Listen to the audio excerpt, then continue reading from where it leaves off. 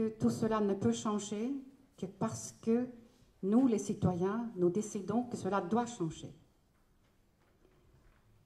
Et je suis donc venue à la politique en 2008.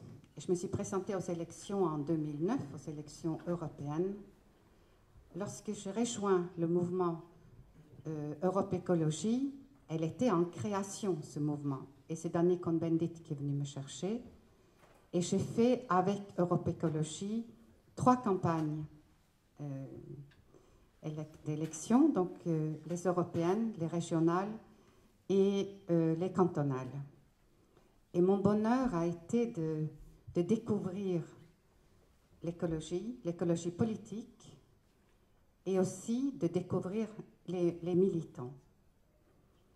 Et je suis donc aujourd'hui très heureuse de porter le projet d'Europe Écologie Les Verts, qui est un projet global qui ne parle pas que d'environnement, mais qui parle des citoyens, qui sait que cette transformation écologique que nous devons opérer ne peut se faire que dans une beaucoup plus grande justice sociale d'abord.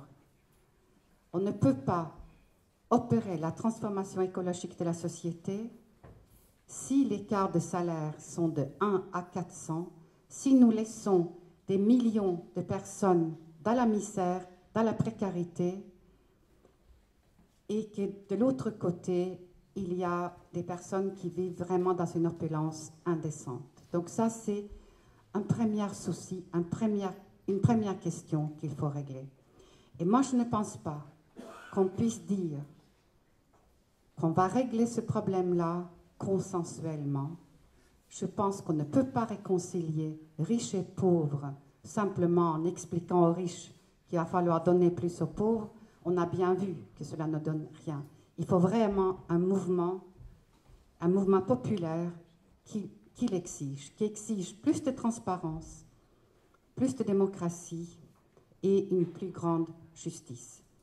Ici, je suis sûre que vous êtes nombreux à connaître quelqu'un qui vit, soit vous-même ou quelqu'un autour de vous, qui vit dans la précarité énergétique, par exemple. Ça ne fait pas longtemps que j'ai réalisé combien la situation est absurde dans beaucoup de logements sociaux. J'ai rencontré des habitants dans la banlieue parisienne qui avaient 500 € de charges mensuelles, c'est-à-dire autant que le loyer, ou sinon plus.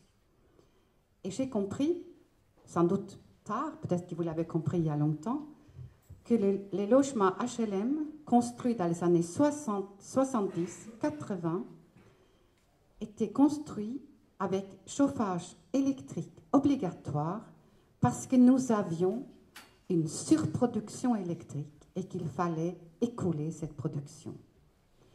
Et évidemment, avec les prix qui montent, et vous le savez comme moi, ces prix ne vont pas baisser.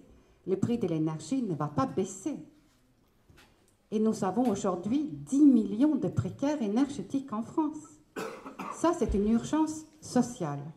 Et c'est là où on retrouve notre projet écologique qui crée l'emploi et qui initie ce cercle vertueux, parce que pas simplement les habitants des logements sociaux ont 500 € de charges, cela fait aussi de l'émission de CO2.